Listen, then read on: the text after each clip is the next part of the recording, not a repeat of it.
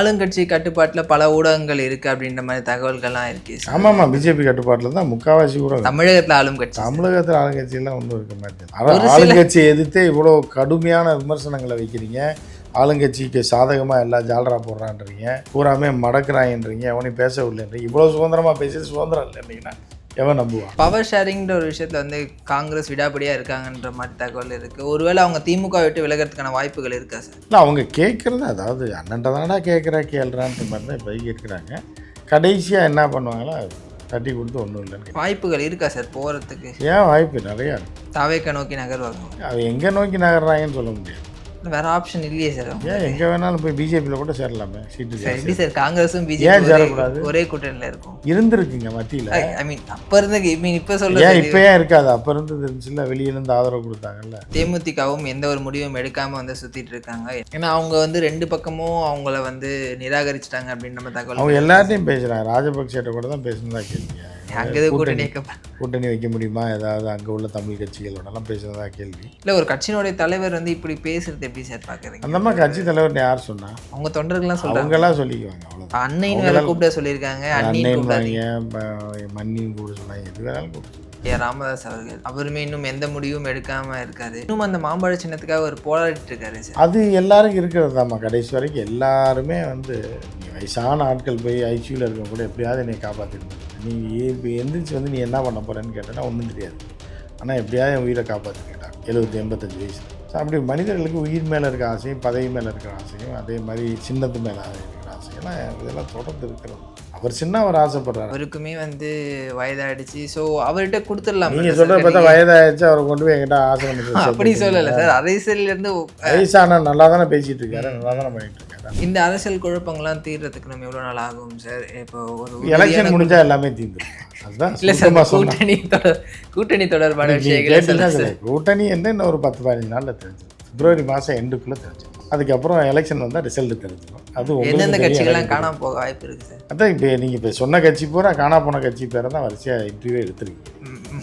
தாவேகா, பாமக எல்லாம் எடுத்துருக்கீங்க. அது எல்லாமே காணா போகிற கட்சி தான். சீமான் சார் அவருடைய கட்சி, அவர் ஏற்கனவே காணா போயிட்டார் சார். 8.5% வந்து ஓட்டு வச்சிருக்காரு. ஒரு அங்கீகரிக்கப்பட்ட கட்சி அவர். அதுதான் நீங்கள் பார்ப்பீங்கல்ல.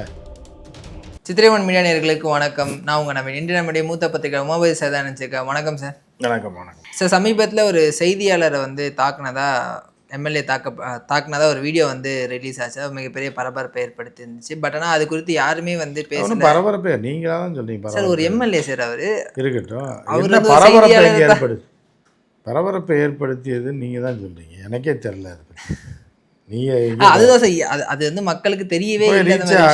அப்போ ஒன்றும் இல்லாத விஷயமா தான் இருக்குது. என்னன்னு தெரியலையே, விசாரிச்சு பார்த்தா தெரியும். அவர் இது பண்ணுறமா வீடியோவே வந்துருச்சே சார். நம்ம இப்போ வீடியோ வந்துச்சுன்னா அது யாரும் பார்க்கலையே. இப்போ வீடியோ வந்துச்சுன்னா யாரும் போட விடலன்னு கூட எடுத்துக்கலாம்ல சார். மற்ற மீடியாக்கள் வீடியோ வந்துருச்சுன்றீங்க, அப்புறம் போட விடலன்றீங்க சார். நியூஸ் தமிழில் மட்டும் அதை வந்து போட்டிருக்காங்க. அது சேனலில் வந்தால் என்ன, இதில் யூடியூப்பில் தூக்கி போட வேண்டியதானே? சேனலில் எவன் பார்க்குறான்? இப்போ சோஷியல் மீடியாவில் வந்துட்டு தான் சார். மற்ற ஊடகங்கள் வந்து அதை பெரிதுபடுத்தல. அதுக்கான எந்த ஒரு குரலும் எதையாவது நடந்தால் அதை பெருசுப்படுத்தி பஞ்சாயத்தை கூட்டி இலவை கூட்டணும் அப்படின்ற மாதிரி பெரிய அளவு பண்ணணுன்றீங்களா? சரி, ஜனநாயகத்தோட 4வது தூண் அப்படின்னு வந்து நம்ம பிரஸ் மீடியாவை சொல்கிறோம். யார் சொன்னா அப்படின்னு சொல்லியிருக்காங்க சார். சொல்கிறாங்க. அது ஏற்கனவே அது 4வது தூண் அப்படின்னா இருக்குது. அது துருப்பிடிச்சி கிடக்குது. தூண் தான் அது. தானே துருப்பிடிச்ச தூணாக மாறிடுச்சு. இப்போ கோடி மீடியாவாக பாதி மாறிடுச்சு, உள்ளக்கார மீடியாவை பாதி மாறிடுச்சு, மாமூல் மீடியாவை பாதி மாறிடுச்சு.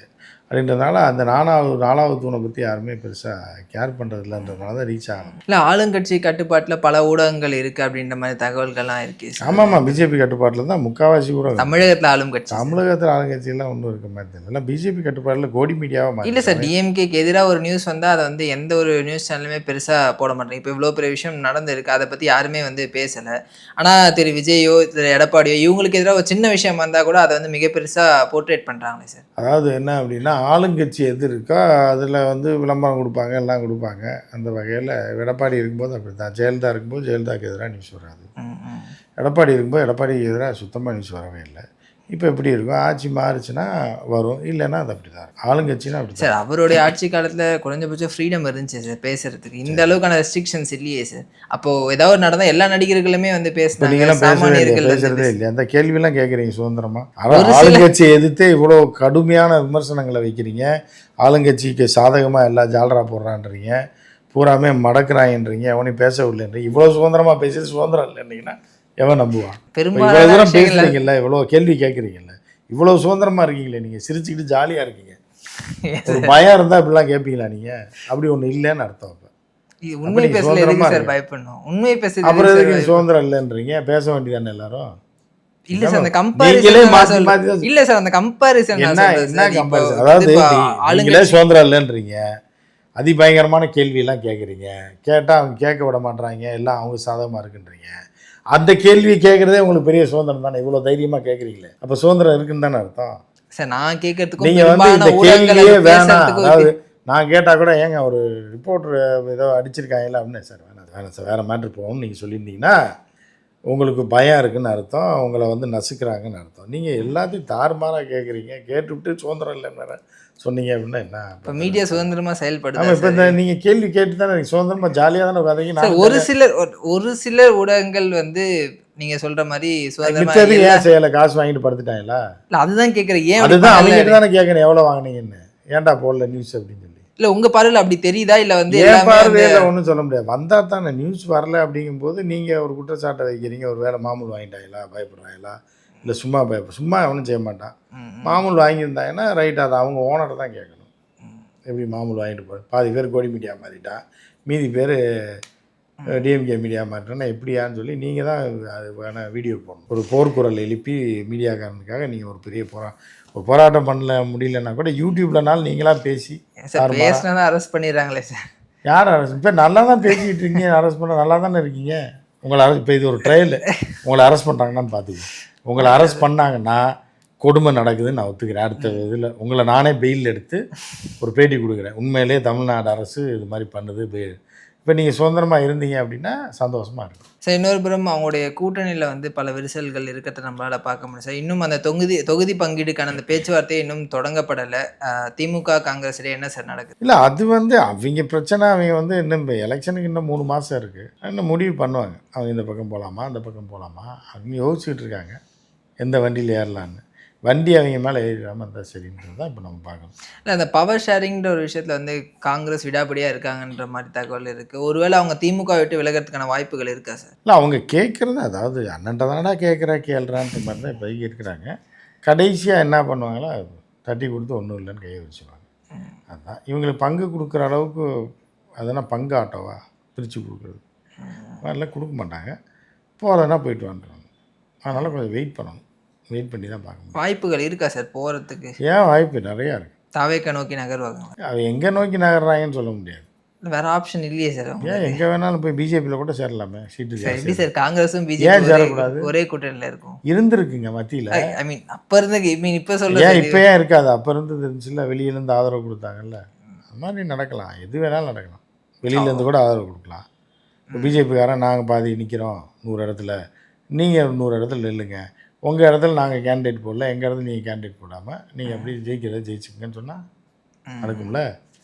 அந்த மாதிரி ட்ரை பண்ணுறாங்க சில எம்பிக்கள்லாம் வந்து பாஜக கூட்டு சொல்லி நீங்கள் அதை அப்படியே உடச்சி விடுங்க, அவர் பேமெண்ட்டு தரேன். ஏன்னா 5 வருஷத்தில் நீங்கள் எம்பியாக இருந்து என்னத்தை சாதிச்சிங்க, எவ்வளோ சம்பாதிச்சிருங்க, அந்த ஒரே பேமெண்ட்டில் தரேன், நீங்கள் உள்ளுக்குள்ளே உடச்சி விடுங்கன்ற மாதிரி கூட நடந்துகிட்டு இருக்குன்னு சொல்கிறாங்க. நம்ம சொல்லலை, அப்படி சொல்கிறாங்க. ஸோ அப்படியே நடந்துகிட்டு இருக்குன்றாங்க. இந்த உலகத்தில் என்ன நடக்குதுன்றது ஒரு எல்லாமே எதுவும் நடக்காதுன்னு நம்ம சொல்ல முடியாது, எதுவும் நடக்கலாம். கமல் மாதிரி பேசுறாரு. ஆமாம், அப்படின்னு நம்ம சொல்லலாம். எதுவும் நடக்கலாம்னு சொல்லலாம், எதுவும் நடக்காதுன்னு சொல்ல முடியாது. சார் இன்னொரு புறம் வந்து தேமுதிகவும் எந்த ஒரு முடிவும் எடுக்காமல் வந்து சுற்றிட்டு இருக்காங்க. ஏன்னா அவங்க தான் தமிழகத்தினுடைய பெரிய கட்சி அப்படின்ற ரீதியில் வந்து அவங்களோட கொடுக்குற பில்டப்பில் இருக்கு. காக்கைக்கும் தன் குஞ்சு பொன் குஞ்சு, காக்கா குஞ்சு இருக்குது, அது கருப்பாக இருக்குன்னா தூக்கி போட்டுருமா, காக்கா கருப்பாக தான் இருக்கும். அது இருந்தாலும் நம்ம காக்கா குஞ்சு தான் அழகுன்னு சொல்லிட்டு அதுக்கு அது அழகு இல்லை சார். அவங்களும் வந்து அந்த விருப்ப மனுலாம் இன்னைக்கு வந்து ஸ்டார்ட் பண்ணிட்டாங்க. எல்லாம் அவங்கவுங்க வாங்க இல்லை வேண்டிய சார். அவங்க வந்து அதிகபட்சம் 10 தொகுதி 20 தொகுதி நிற்க போகிறாங்க. ஆனால் 234 தொகுதிகளுக்கும் ஏன் சார் விருப்பம் பண்ணுவாங்க? அப்போ தானே வசூல் பண்ண முடியும். நீங்கள் நம்ம பொழைக்க விடாமல் பண்ணி எப்படி கட்சி நடத்த முடியும்? அது அந்த எவன் தொண்டர்களுக்கும் தெரியும். இழிச்சவாயா இருந்தான்னா அவன்லாம் காசை வாங்கினா தானே கட்சி அந்த அம்மா கட்சி நடத்த முடியும், சோறு போட முடியும். ஏன்னா அப்போ 4 பேர்கிட்ட மட்டும் வாங்கினேன்னா 4000 ரூபா கூட தராது. 234 பேர் இப்போ தொகுதியும் போட்டால் தான் அவன் ஒரு தொகுதிக்கு 10 பேர் வந்து பணம் கட்டுவான். கட்டும்போது பெரிய அமௌண்ட்டு அடிக்க முடியும். அதுக்கு தான் அது அந்த நிர்வாகிகளுக்கும் தெரியும் இல்லை சார், இவ்வளோ தூரம் நம்ம நிற்க போகிறது இல்லை அப்படின்ட்டு இல்லை. தெரியும். நிற்க போகிறதுனா சில பேர் ஆசைப்படுவான்ல, ஒரு 10,000 ரூபாய் கட்டுறோம் போனால் போயிட்டு போகுது, கிடைச்சா நம்மளும் ஒரு கேண்டிடேட்டாக நின்னோன்னு அவன் சொல்லிக்குவான். அவங்க பொழப்பில் மண்ணை போட்டுறாங்க. அவங்களும் கட்சி நடத்த வேணாமா, டீசல் போடணும், பெட்ரோல் போடணும், இது போடணும், செலவு இருக்குது. ஏதோ ஒரு 10,000 ரூபா தொகுதிக்கு வாங்கினா தானே ஏதோ கொடுப்பாங்க, ஏதோ வச்சு ஓட்ட முடியும். ஏன்னா அவங்க வந்து 2 பக்கமும் அவங்கள வந்து நிராகரிச்சிட்டாங்க அப்படின்னு நம்ம தகவல். அவங்க எல்லாத்தையும் பேசுகிறாங்க. ராஜபக்சேட்ட கூட தான் பேசுனதா கேள்வி. அங்கே கூட்டணி வைக்க முடியுமா ஏதாவது அங்கே உள்ள தமிழ் கட்சிகளோடலாம் பேசுனதா கேள்வி. பட் அங்கே வேணான்ட்டாங்க. போன டைம் இலங்கை எலெக்ஷனில் கேட்டிருக்காங்க. ஸோ இப்போ லோக்கலில் அவங்க ட்ரை பண்ணுறாங்க, எதாவது கொடுத்தா நல்லாயிருக்கும். இப்போ இருக்கக்கூடிய ஓட்டு சதவீதம் கூட அவங்களுக்கு திரு விஜயகாந்த் அவர்களுக்காக இருக்கக்கூடிய அவர் இருக்கும்போதே 1.5% தானே வாங்கினார், 2%. இப்போ அதை விடமே கம்மியாக தானே சார் இருக்கு. 1.25% வரும். அப்போ தொகுதிக்கு 1500 ஓட்டு வரும். அதை வச்சு தான் அந்த அம்மா பெருசாக வியாபாரம் பண்ணுது. சொல்லிக்கிட்டே இருக்கும். யார் கடை வரல அப்படின்னா கடையை விற்றுட்டு போயிடும். இல்லை, யார் வந்து வெயிட்டாக கவனிக்கிறாங்களோ அவங்க பக்கம் போகிறேன் அப்படின்ற மாதிரி அவங்களே சொல்லியிருக்கு. அதான் படிக்கல தான் கொண்டு வருவாங்க, வெயிட்டாக வந்து கவனிப்பாங்க. இல்லை, ஒரு கட்சியினுடைய தலைவர் வந்து இப்படி பேசுறது எப்படி சார் பார்க்குறீங்க? அந்த மாதிரி கட்சி தலைவர்னு யார் சொன்னா? அவங்க தொண்டர்கள்லாம் சொல்கிறாங்க, அவங்கெல்லாம் சொல்லிக்குவாங்க. அவ்வளோதான். அன்னைன்னு வேலை கூப்பிட சொல்லியிருக்காங்க, அன்னைன்னு மண்ணின்னு கூப்பிட சொல்லுவாங்க, எது வேணாலும் கூப்பிட சொல்லுவாங்க. அது அவங்க இஷ்டம், அவங்க குடும்ப கட்சி. அதில் அவங்களுக்கு ஒரு 1500 2000 ஓட்டு தொகுதியில் இருக்குது. ஏதோ பொழப்பு ஓட்டுறதுக்கு அந்த இதை வச்சுக்கிட்டு, சமாதியை வச்சுக்கிட்டு வசூல் பண்ணிக்கிட்டு அப்படியே ஓட்டுறது. அதில் கட்சியை அண்ணி வெண்ணின்னு சொல்லி கூப்பிடுவாங்க. கூப்பிட்டுட்டு அவங்களுக்குள்ளே இருக்க லூசு கம்நாட்டிங்க போயிட்டு, விஜயகாந்த் நல்ல மனுஷன் இறந்துட்டார், இந்த அம்மாவுக்கு இதுக்கு என்ன சம்மந்தம் இருக்குது, அரசியலுக்கு என்ன சம்மந்தம் இருக்குது? விஜயகாந்தை வளர்த்துச்சா, இல்லை விஜயகாந்துக்கு உறுதுணையாக இருந்துச்சா வளர்கிற காலத்தில்? நல்லா பீக்கில் இருக்கிறப்ப இந்த அம்மா கல்யாணம் பண்ணிட்டு வந்துச்சு. இதுக்கும் அவரோட அரசியலுக்கு என்ன சம்மந்தம் இருக்குது?